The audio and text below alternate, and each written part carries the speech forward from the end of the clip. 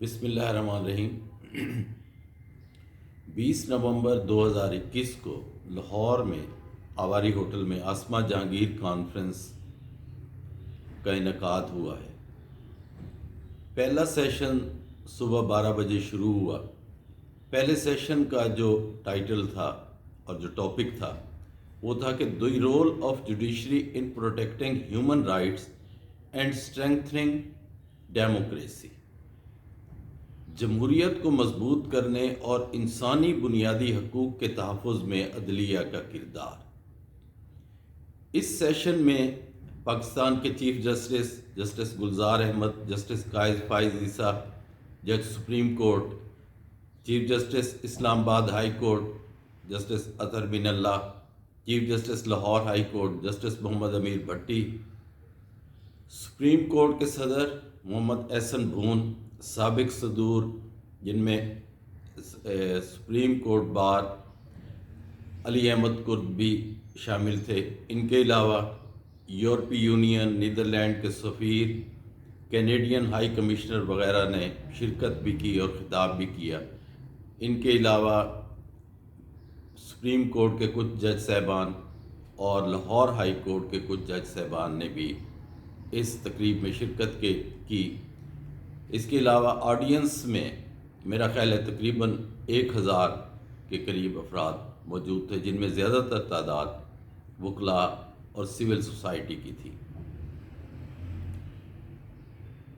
سب سے پہلے جو نیدرلینڈ، کینیڈین ہائی کمشنر، یورپی یونین یا دیگر باہر کے ممالک سے صاحبان آئے ہوئے تھے، انہوں نے خطاب کیا۔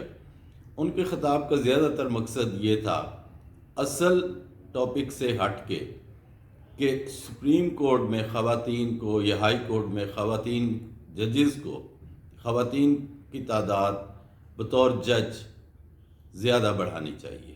ان کا زیادہ اس ٹاپک پر خطاب تھا۔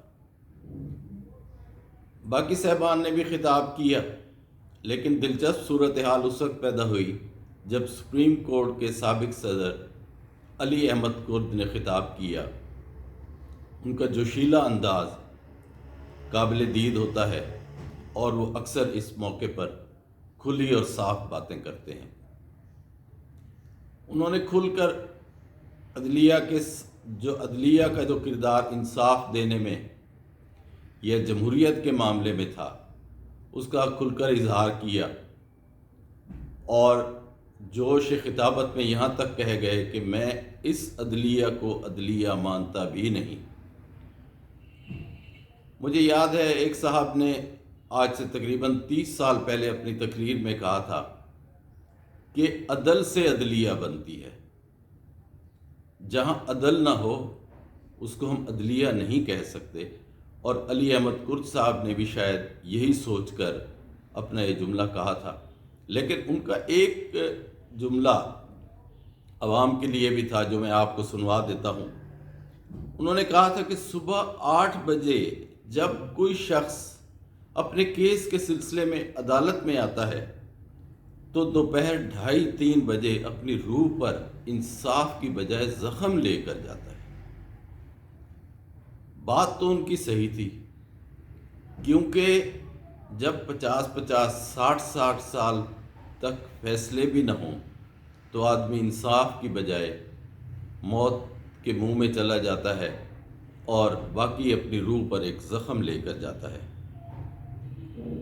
علی احمد کرد کی بات کو کافی حد تک chief justice Islamabad high court justice Athar بن اللہ اور جسٹس قاضی فائز عیسیٰ صاحب جج سپریم کورٹ نے انڈورس کیا، اور انہوں نے کافی بار اپنی تقریر میں علی احمد کرد کے تقریر کے حوالے دے کر یہ تسلیم کیا کہ عدلیہ سے بھی غلطیاں ہوئی ہیں، لیکن انہوں نے ان جج صاحبان کے بھی حوالے دیے جنہوں نے آمریت کے آگے سر جھکانے کی بجائے یا